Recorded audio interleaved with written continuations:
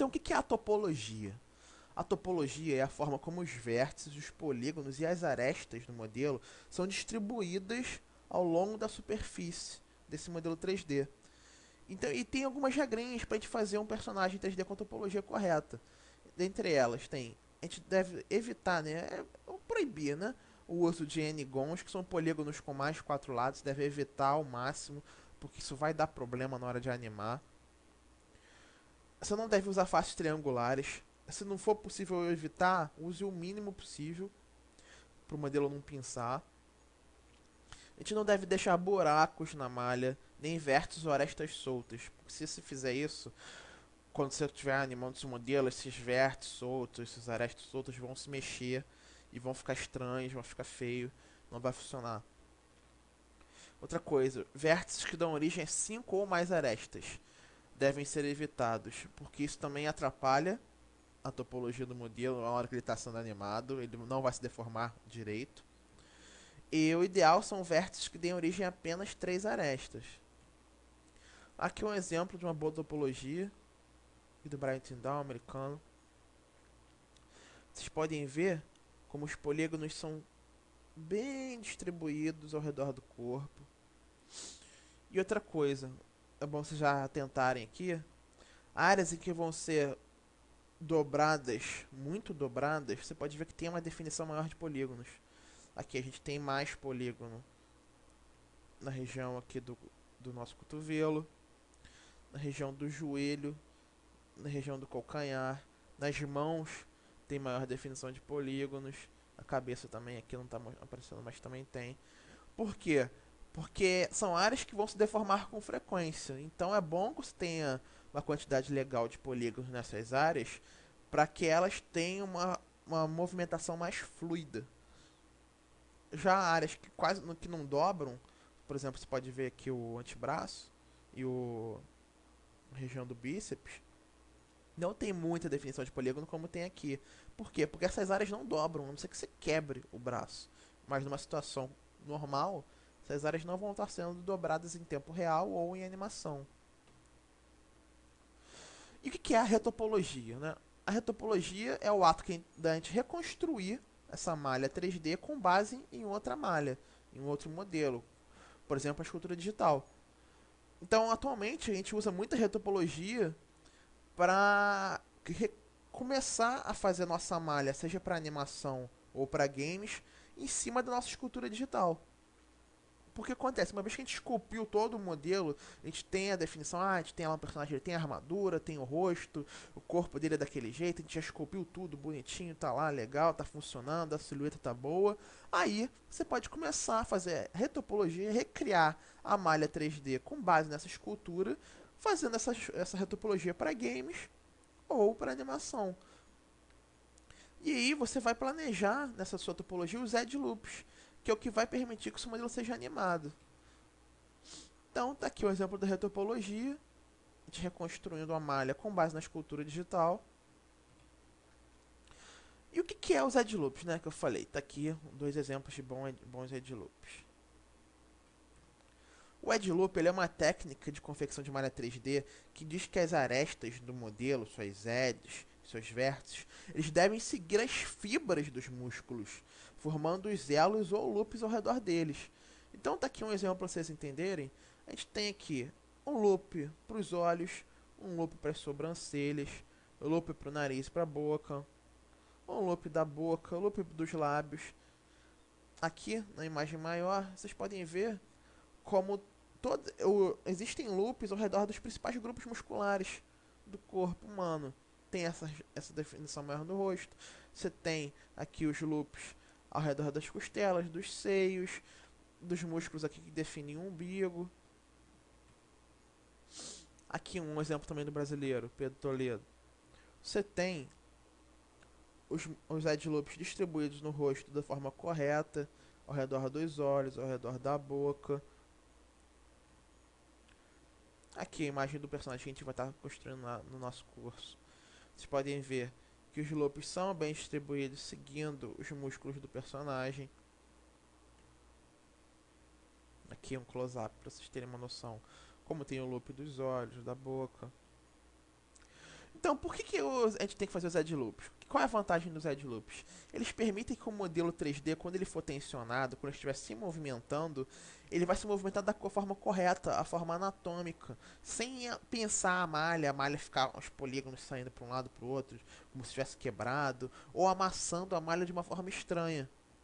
Então, pra gente saber como que a gente vai planejar esses edge loops, como a gente vai reconstruir uma malha depois de ter ela esculpida, é importante a gente conhecer a anatomia do modelo que a gente está trabalhando, né? E quais são os possíveis movimentos, onde que ele vai estar dobrando, onde vai se mexer, o que vai ser animado. Tá aqui um exemplo do Pedro Toledo também. Você tem um braço construído, um corpo, né, uma malha de um personagem para games. Quando você constrói com a topologia correta, quando ele dobra, a gente faz o tensionamento da malha, ela se comporta de uma forma similar à realidade. Por quê? Por que isso? Porque foi planejada essa topologia de acordo com a anatomia do modelo. Aqui é uma imagem, um exemplo muito bom do Brighton Down americano também. Vocês podem ver como quando a malha é construída com os edge loops, com a topologia correta, quando ela é animada através das técnicas de rigging e skinning, ela funciona de uma forma natural. Ela se tensiona de uma forma similar à realidade. Então, para isso, para vocês saberem como planejar os seus edge loops, vocês têm que saber a anatomia. Não tem para onde correr. Vocês têm que estudar anatomia, vocês têm que saber como os músculos funcionam, como o corpo humano funciona, quais são os possíveis movimentos do corpo humano. Então, peguei essa imagem de referência de Scott Eaton, muito interessante, em que ele faz um estudo anatômico muscular com base na escultura digital. Com base na escultura clássica.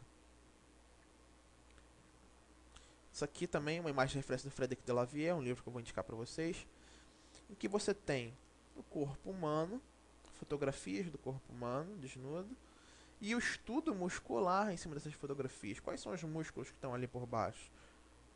Muito importante vocês saberem isso, para fins de modelagem de personagens. Também é um estudo que eu uso muito do Delavier, que é uma estátua grega clássica, em que ele fez todo o estudo muscular por baixo da pele daquela escultura.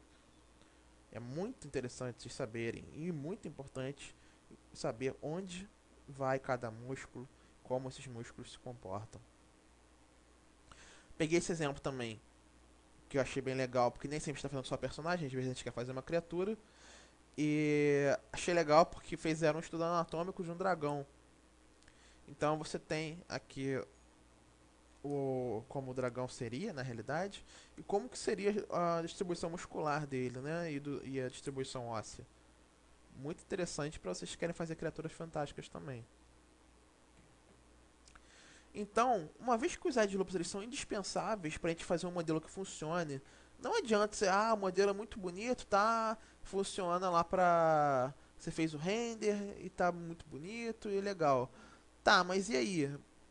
Como é que você vai animar esse modelo? A grande vantagem de se fazer as coisas em 3D, principalmente personagens, pelo menos no meu ponto de vista, eu acredito que seja esse, por isso que você faz as coisas em 3D, é para você animar, você levar aquilo ali para uma pipeline, você fazer ele uma animação para games, fazer uma animação para fins de render. Então, vocês têm que fazer os edge loops, não tem jeito. Vocês têm que planejar eles, seja lá no começo, se você for usar a técnica de modelagem poligonal, ou depois de terminar a escultura 3D através da retopologia. E para isso vocês vão ter que saber a anatomia, vão ter que estudar bastante a anatomia, seja humana ou a anatomia de animais que vocês estejam fazendo. Bem, essa é a bibliografia básica que eu recomendo, que é o livro do Delavier, o Guia de Movimento da Musculação, Abordagem Anatômica. O Stop Staring, Facial Modeling Animation Done Right, para vocês saberem como construir uma malha facial, para se fazer uma animação facial que funcione direitinho. O Anatomy for the Artists, da Sarah Simblett, muito interessante, porque ele também tem várias fotografias muito boas do corpo humano e os estudos anatômicos em cima delas. E uma abordagem prática do Scott Spencer, que é o ZBrush Digital Sculpture Human Anatomy, da Cybex, que é de 2010. Eu tenho, recomendo. CDs, DVDs e tutoriais. Vale a pena dar uma olhada em todos os DVDs do Isaac Petrock. Digital Sculpt Human Anatomy, Human Anatomy Female, The Form of Anatomy, Sculpt em Face Muscle. Vale a pena vocês estudarem isso aqui. E um tutorial muito bom de Head Loops, que foi até da onde eu tirei para fazer o conteúdo dessa aula. Pra vocês entenderem mais a fundo. Os sites e fóruns. Recomendo esses aqui, o 3dforall.org brasileiro, ou seja, seu site que é o maior do mundo, que é o CG Talk. O 3D Total, também muito bom. Game Artisans, para quem quer trabalhar principalmente com jogos. CG Hub, também bem aberto, jogos, animação, render ultra realista. CG Arena, que se não me engano é indiano. É mais recente também, mas tem vários trabalhos interessantes. É bom vocês estarem sempre acompanhando esses sites, eu entro pelo menos todo dia nesses sites, para vocês verem o que está acontecendo na indústria, né? Ou quais são os trabalhos que estão sendo lançados. No CG Society, principalmente, sai muito artigo falando das principais produções, Tron, Avatar, os jogos, Fable 3, o Dead Space, sempre sai uma entrevista, né, com esse pessoal. Não botei aqui, mas acho interessante também vocês darem uma olhada no ZBrushCentral.com, muito interessante, que é só sobre o ZBrush, trabalhos feitos com ZBrush, entrevistas com empresas que usam ZBrush. Site de texturas. Para fins de ser humano, 3DSK sem dúvida é o melhor. É pago, mas é o melhor para fins de texturas. freetextures.org tem as texturas grátis, bom, muito bom também. cgtextures.com era um site, se não me engano, era brasileiro. Eu uso ele há muitos anos. E ele era de graça, hoje é pago. Você pode baixar no máximo até 15 ou 30 MB de graça. Mas as texturas dele são muito boas, o acervo dele é muito bom, as texturas têm alta definição, muito interessante. E claro, e tem vários outros, se vocês procurarem por aí na internet, várias texturas, pacotes de texturas disponíveis. Ou se você quiser fazer algo mais específico, se quer fazer alguma pessoa específico, é bom sempre você ter uma câmera digital legal, que tem uma resolução, sei lá, de uns 15 megapixels, já tá bom, para você fotografar e fazer suas próprias texturas, né? Eu acho que é um caminho mais interessante de ser seguido, se você tiver poder arcar com o equipamento, porque você vai fazer um trabalho completamente pessoal, né? Porque todo mundo usa o 3DSK e pega textura nesses sites. Se você puder tirar suas próprias fotografias, criar suas próprias texturas, seu trabalho vai ser 100% único, né? Não vai ter chance de ficar parecido com o trabalho dos outros. Recomendo comprar uma câmera e sempre também estar fotografando para fazer suas próprias texturas. Bem, pessoal, essa é a nossa primeira aula. Por hoje é só.